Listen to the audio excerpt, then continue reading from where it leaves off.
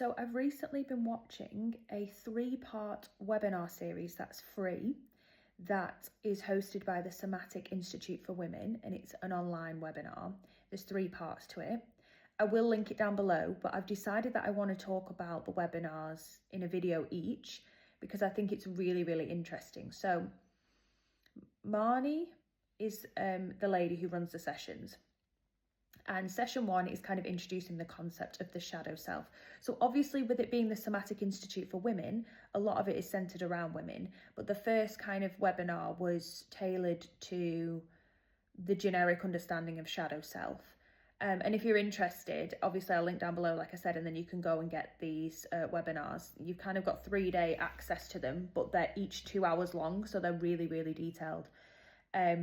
So the first one talks about the shadow self. So basically the shadow self is the concept that since we are born, basically she argues since you're in the womb, you start developing yourself and your shadow self.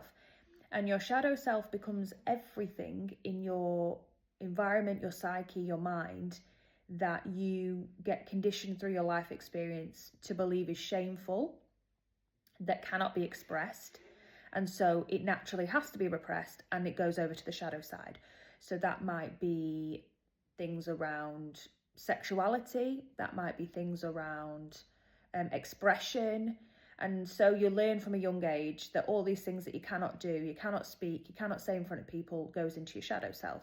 So that in a nutshell is just an idea of what the shadow is. It's obviously much more complicated than that.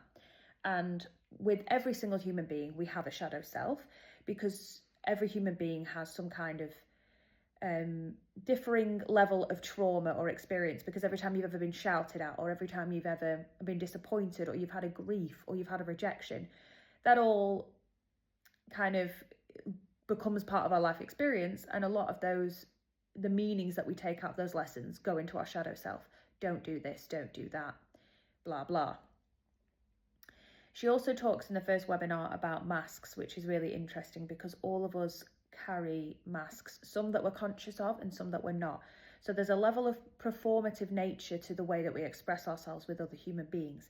And it's because we have this biological desire to be accepted into the community. So from being cavemen, we had to work together to survive, but then we have to be part of the unit because we know even in the animal kingdom, as we've evolved through the animal kingdom, if you believe in the theory of evolution, we realised that we could get extradited from the community and that would affect our survival rates. So there's always been an intrinsic link as a human between survival and acceptance into the community. So when we mask, we are performing behaviours to be loved and be accepted. And in particular, this is centred around women. Now, by no means do men not have their own stipulations and rules that they must conform to in society. But we live in a misogynistic society, and we live in a society that is controlled by a patriarchy. Now, what I'll discuss in the next video is centred around dismantling internalised misogyny. So there is the idea that misogyny exists and that men have more control and power in the current society than women. But the second video will kind of go into deeper the ways in which women are internalising and perpetuating the misogyny within constructs of women with women. So it's not actually bashing men against women, it's more understanding how women are kind of carrying the mantle of the society structure. It's not a gender war as such, it's a society structure where patriarchy and misogyny is infiltrated into the system and affects both genders, and both genders perform it. But again, I'll talk about that in the other video. So the masking is ways in which we want to receive love. Now, women are more predispositioned to do this. So you will find that women have certain traits like being high achievers, being the one that fixes everything, being the helper, the chronic martyr, being the polite pretty girl. And she says that some of these masks we identify with so strongly that we have emotional reactions to them because we are proud of them. We've been told, you're the high achiever. You know, you've always been the pretty girl. You've always been the smart girl. And so we go, oh yeah, that is us. But we don't realise we're performing that mask because we've realised over time that that's what gives us value. So it was so interesting to think about that, about how the ways you unconsciously mask as well. And what happens if you expressed yourself without the desire to be accepted in your most authentic self. And one thing she talks about in the first video that's really interesting is women suppress themselves a lot, and it is felt through the body.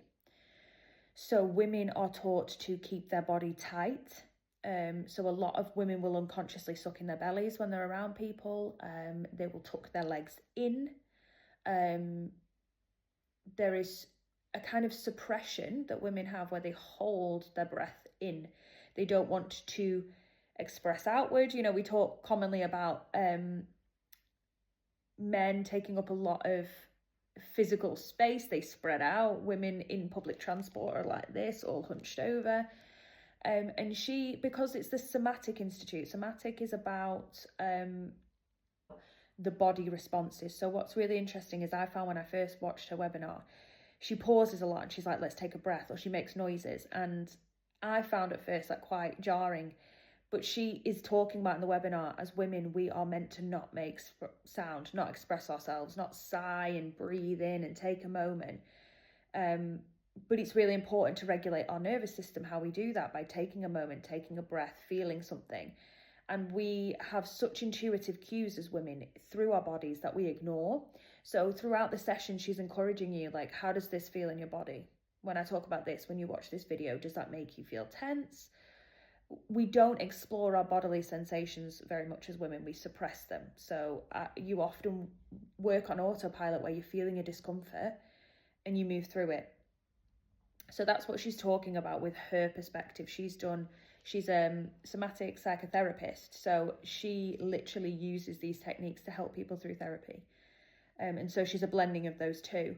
But it was really interesting to consider the masks. And maybe it might be a reflective practice for you to have a little think about what masks you're wearing and why you're wearing them, and are they still serving you? They might have served you when you were 5 or 6, but are they still serving you now?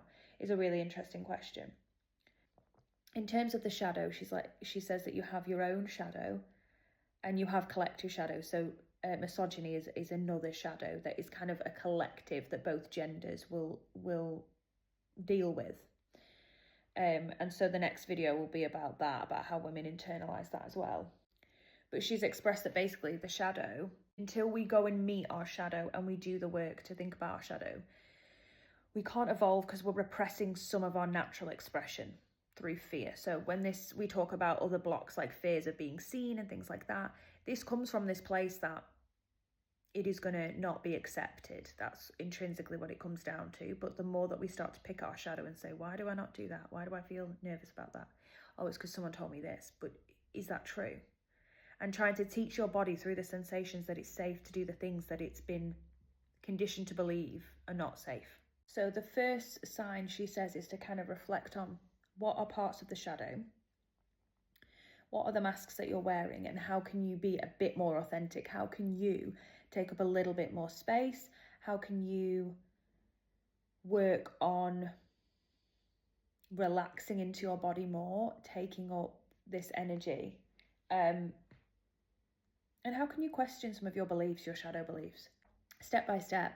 Like, okay, for example, people might repress that they have, particularly women, that they have sexual energy. We'll talk about this in the second video, but that's because there is a patriarchal and a misogynistic understanding of what women's sexuality should be. And ironically, women's sexuality is not explored societally. It is always through the vessel of men's pleasure and a men's ultimate goal, in a heteronormative sense. I'm not talking about if you are gay, bisexual, transgender, or non-binary. I'm talking about in a heteronormative framework. It is always that women are having to be this polar opposite, either very virginal and sacred and untouched, or amazing at sex for men's pleasure, in this pornographic image of women. So women even acknowledging their shadow self, that they have a sexual side that they want to explore, or that they feel sexual, or that they enjoy sex, or they enjoy sex with different partners. Like, these are things that you just don't talk about, and you're not allowed to talk about, and that lives in the shadow, but it festers until it's kind of brought out into the light with yourself to explore. It might be that you want to be unencumbered, you want to be able to breathe deeply into a yoga session and make as much noise as you want, but you feel repressed, like you can't. There's loads of different things that come up, but yeah, it's an opportunity for you to be a bit self-reflective now. What areas of the shadow are you masking, and where could you kind of look at unpicking?